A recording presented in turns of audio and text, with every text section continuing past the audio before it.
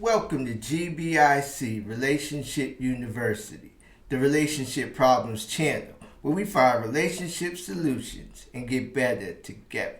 I'm looking in this camera. I am looking crispy, fly. I am going to a gala this weekend that's being held by the church that I attend. And if you're in the 40 and over club like me, in the third quarter of life especially, it's best that you try some stuff on in advance, like really a month in advance, anticipating what you're going to wear to see if some clothes still fit, which is what I needed to do. So I said, since I still have to try these clothes on to see if everything fits right and tight, I might as well just do the video. And it's the Christmas theme, so I'm just going to make a whole theme and the thumbnail and everything out of it, and be festive about this two-part video series that I'm doing. And I wanted to make sure I try everything on for the gala and make sure there's no, like Janet Jackson, no wardrobe malfunctions going on. Now wait till the last minute.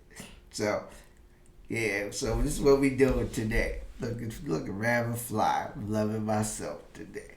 So thank you for watching. This is part 2 of our Christmas video series. In part 1, we talked about the financial cost of Christmas, the excessive spending, and the self-inflicted debt as it relates to the immense social pressure and the enormous family expectations that surround this holiday season. So today, for this video podcast, this is part 2. We'll be shifting our focus today because Christmas doesn't just cost us money. For many people, it costs us spiritually, mentally, emotionally, and psychologically. And we are rarely honest and transparent about how we are truly affected. Folks, at the airing of this video on December 17th, my birthday will be on the following day, December 18th. Yes, my birthday is exactly a week before Christmas. I am going to take you with me into the time tunnel, my time tunnel for a minute. It was a cold winter day, December 12th of 1982. I still remember this winter day like it was yesterday.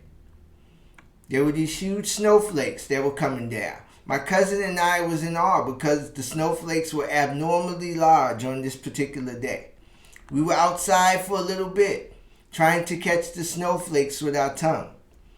Most of the other kids were in the house as the snow was starting to come down very hard.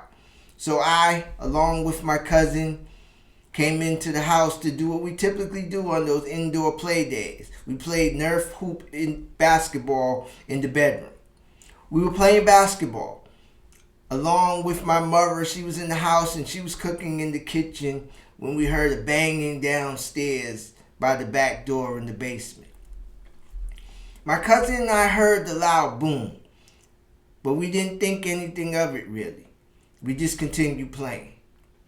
But my mother seemed to know that it was a rather unusual sound, as my dad was doing a home improvement project in the basement, cutting up stuff and working on renovating the first floor apartment in preparation to rent the apartment out to new tenants. She went into the basement to find my dad on the floor, unresponsive. She kept calling his name, but he would not respond. I wasn't there at the time, but I envisioned that she shook him while calling his name with no response. She ran upstairs in a frantic tone. She grabbed the house phone and called the ambulance. The ambulance came and grabbed my dad, brought him to the back door of that first floor vacant apartment from the basement. My cousin and I ran downstairs to the first floor. I vividly, like it was yesterday, still remember the entire scene. He was on the floor, He was choking on his own vomit. He was not breathing at all. Unresponsive. The EMTs cleared the vomit from his throat. They started administering CPR. The CPR methods manually would not bring him back. They grabbed the mechanical resuscitation paddles, the defibrillation paddles. They started to count, as you would typically see on TV. 1, 2, 3, clear, boom. Nothing. Did some stuff. Again. 1, 2, 3, clear, boom. Again with his chest. Nothing. Again. 1, 2, 3, clear, boom, boom. Nothing. And this went on. These resuscitation attempts of my dad went on for what seemed to be hours. I was standing there watching this. All I could do as this 11-year-old little boy was standing, powerless, the most powerless feeling I've ever felt in my life. I still remember just clutching in my right hand the Nerf ball by my side. My cousin was standing beside me, trying to console me. I was in shock. All I could do was stand there clutching that Nerf ball. The EMTs finally found some signs of life. I don't know to this day what signs they were in the medical terms, but they found some signs of life. So they took him out of the apartment. They didn't announce him dead at that time. They took him out of the apartment and took him in the ambulance. My cousin and I sat in the street as they closed the back door of the ambulance. And we watched the ambulance drive away and down the street and turn the corner until we could no longer see the ambulance. At that time, I couldn't put my finger on it. Especially at the time of being a child. I'm 11 years old. But I know now that even then, in retrospect, I knew then I was operating in the gift that the Most High God gave me, and that was the gift of intuition and the superpower of discernment. Somehow I knew, without anyone telling me, that was the last time I was going to see my dad alive. Because of my age, I could not go and see my dad at the hospital, as at that time, I don't know what the laws are now regarding visitation, rights at the hospital. But at that time, you had to be 13-year-olds to see patients in the hospital. So my other siblings, because they're older than me, they had got to go to the hospital to at least see him that one last time, but I could not. So when my mom came home, I did overhear her telling everyone that my dad was in a coma.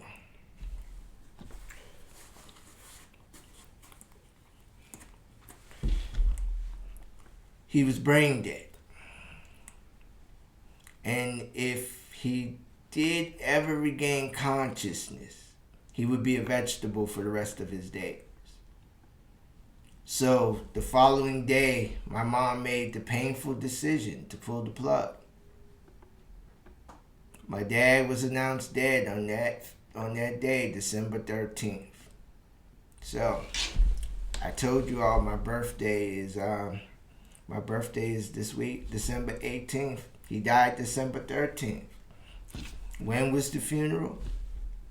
On my 12th birthday, December 18th, 1982. It was a very traumatic birthday and a very traumatic Christmas season for me, for everyone. But I'm talking about me today. It was the worst time of my entire life. In fact, that fatal day changed the whole trajectory of my entire existence. And not in a good way either, which is a whole nother video. So, in depicting this area of trauma, you can probably see why this holiday season has never traditionally been my favorite time of the year. This is just one of the reasons why. Christmas nostalgia is one of the most powerful emotional drivers of the Christmas season. Advertisers understand this very well. From us being inundated with countless Santa commercials, to the Christmas movies that replay the same comforting storylines of holiday cheer. Christmas thrives on familiarity, comfort, and memories of yesteryear. It pulls us backward in time. This holiday serves as the epitome of emotional blackmail. To the nostalgia of our childhood, to the nostalgia of family gatherings, to the nostalgia of moments when life felt simpler, safer, or even more interconnected. And for many people, that nostalgia feels very cathartic. It is why we tend to keep these holiday traditions alive, from decorating the tree, to holiday shopping, to holiday parties, to watching the same old holiday movies. Everybody makes it synonymous. It's a Wonderful Life. Playing that same holiday music year after year. Opening the presents under the tree on Christmas Day. Who doesn't live for Christmas Day and opening the presents under the tree? These rituals definitely give us a sense of nostalgic stability, especially in a world that's constantly changing and not necessarily for the good. But here's the part that we don't always talk about. Nostalgia can be a double-edged sword, because while it can bring warm and fuzzy feelings for some people, for others, it can bring a great deal of grief and stress. For people who have lost loved ones, for people who are divorced, for empty nesters that are not very content in their loneliness, for people who are estranged from family and friends, for people whose lives no longer look the way it once did and are generally not very content and happy with their lives. Christmas can quietly reopen deep emotional wounds. That empty chair at the dining room table can speak very loudly. That text chain from that person that you are no longer in a relationship with can bring an immense sense of sadness. That picture or video with that person that you are currently not speaking to, for whatever reason, can leave a deep void in your spirit. Folks, these traditions that used to bring joy can now trigger immense sadness as you age. Those memories can remind us not just of what was, but of what is currently missing in our lives. And that emotional reality can leave you feeling very, extremely jacked up. You're surrounded by constant messages telling you that this season should feel joyful. But internally, you may be feeling grief, loneliness, or even emotional exhaustion. And you must pay close attention to those feelings and emotions, because if you are not careful, they can manifest themselves in ways that are very unhealthy and even self-destructive. Christmas also shapes the emotional rhythm of our American Western civilization and culture. On one hand, we see generosity at its best, the good parts, the great parts about this Christmas holiday season. The food drives, the toy donations, the volunteering, the charitable giving. Folks, this ain't about bashing Christmas. There is real goodwill during this holiday season. But on the other hand, the social pressures can often overshadow the deeper meaning of Christmas. The social pressure to perform Christmas, to look happy, connected, and fulfilled can dilute its true religious, spiritual, and emotional meaning. This tension between tradition and modern societal expectations reflects something much bigger. That is, a society struggling to balance the true reason for the season with the pressure of societal performance. Now, let's talk about what actually drives holiday anxiety for many people. For many people. It's not cookie cutter, but for many people. Family dynamics. Holiday gatherings often kick up the residue of unresolved family toxicity and drama. Old roles reappear. Old triggers get activated. Old wounds quietly resurface. Many people feel pressure to keep the peace, or act as if, or go along to get along, or act as if everything is okay, even when everything is not okay. That emotional labor can be truly exhausting and truly draining. Number 2, social pressure. Holiday events can trigger social anxiety, fear, or judgment, or discomfort with large gatherings. This can be especially intense for individuals that are navigating unwelcoming or even downright abusive family environments. The immense pressure to show up, to perform, to explain yourself, or to tolerate unacceptable behavior from others can take a real emotional toll on you. Number 3.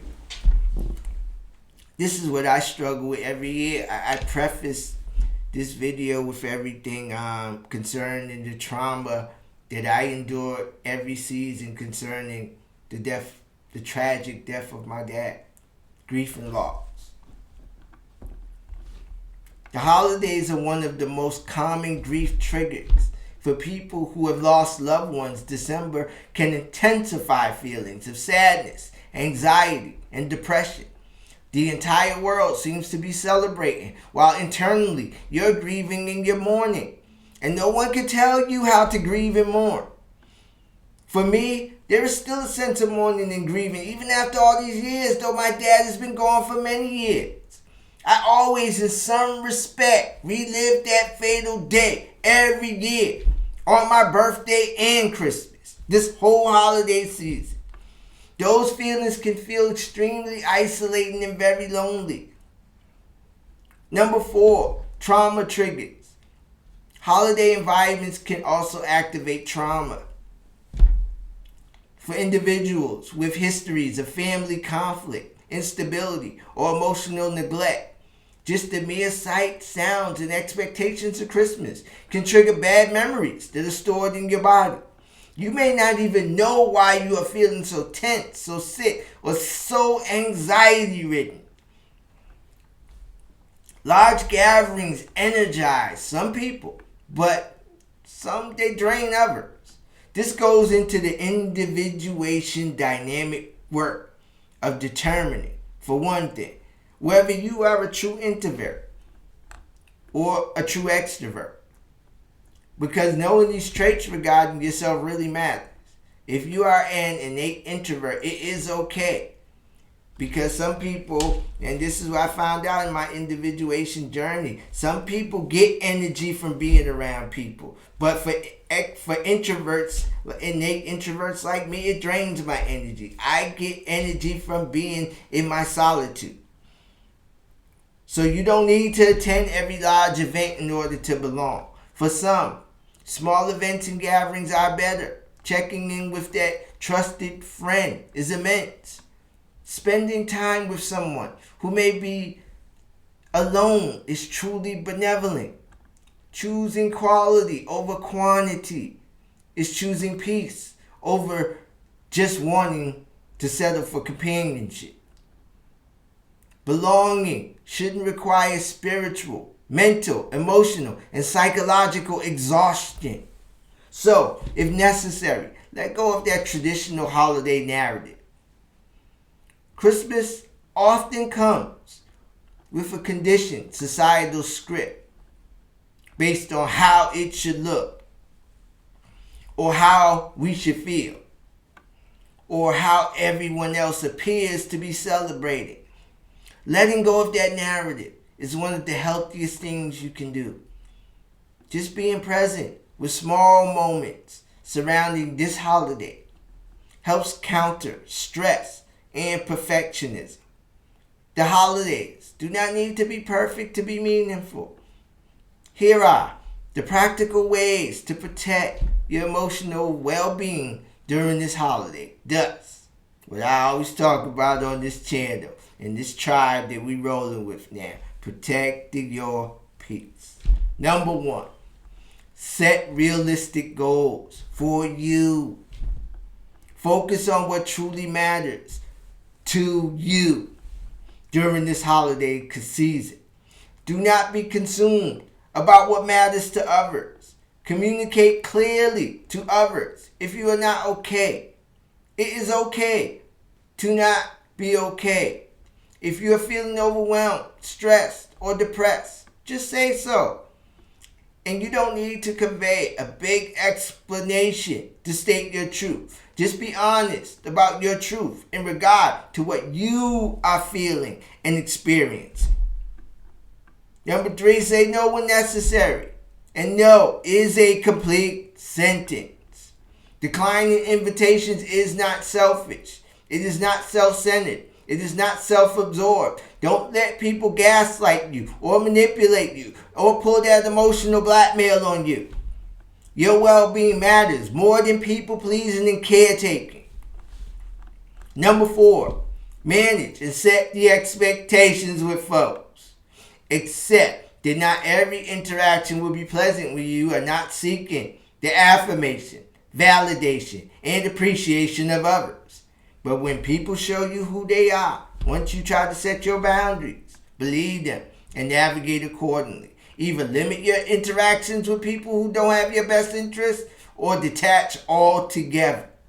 Focus on controlling your responses, not so much on changing the viewpoint or opinions or perspective of others, because you have no control over people, places, and things, nor what they say or think about your choices. People gonna say whatever they want to say, so what? Number 5, set boundaries. Set clear boundaries with others. And do not be wishy-washy about your boundaries. Be resolute. Decide in advance about how much time and energy you'll give to this holiday season in general. And make sure you are clearly communicating it to everyone in your orbit. Boundaries are not punishment. They are self-respect in action. It's about you. Starts with you and ends with you. They are for your protection. Furthermore, I am one of those cursed Christmas babies. I call it the Christmas baby syndrome. Told you my birthday is the 18th, 1 week before Christmas. Where at this time of the year, because of all of the hoopla around the Christmas holiday, those whose birthday falls in December, I know you have total empathy with me on this one. We are barely a thought. In fact, on a lot of occasions, we are afterthought. We have always had to compete with the Christmas holiday hype. And if you did not come from a family of affluence like me, you only got one gift. Either a Christmas gift or a birthday gift. But never both. And the birthday party, what they say to mom, forget about it. I never got a birthday party. Not one. Even though my older siblings, they always got birthday parties as kids. Always got gifts. I got one of the other. Pick one. This was just another area of holiday trauma for me. Even though I said in part one of my video where I talked about the finances, that I wasn't going to go Christmas shopping this year. My grandson happens to be one of those December Christmas babies. So I have a great deal of empathy for him. So I had to take care of him for his birthday. So I sent my daughter a gift card for him to get enough toys to cover his birthday and Christmas this year. I made sure to take care of my grandson. I got total empathy for us December babies. That's December birthday baby, the Christmas baby birthday syndrome. Oh, ooh, wait. Trauma. We went through trauma. In closing, Christmas does not have to be a season of pressure and stress. By managing expectations, prioritizing self-care, and setting healthy boundaries, you can experience the holiday in a way that aligns with your values surrounding this holiday season. The key word is your values, not the values of society. This season is about connection, but connection starts with being connected to you first. You are allowed to celebrate the holiday in any way that you choose to celebrate the holiday. A way that feels healthy and safe for you. You are allowed to reflect if you must. You are allowed to grieve if you must. You are allowed to just chill and just relax if you must. Overall, you are allowed to protect your peace. And that doesn't make you broken. It doesn't make you antisocial. It doesn't make you weird. What it makes you is unapologetically you. So continue being the best version of yourself today, and then doing the work to get even better tomorrow. Feel, deal, heal, protect your peace. Have a happy, healthy, and safe holiday season. Be blessed, everyone.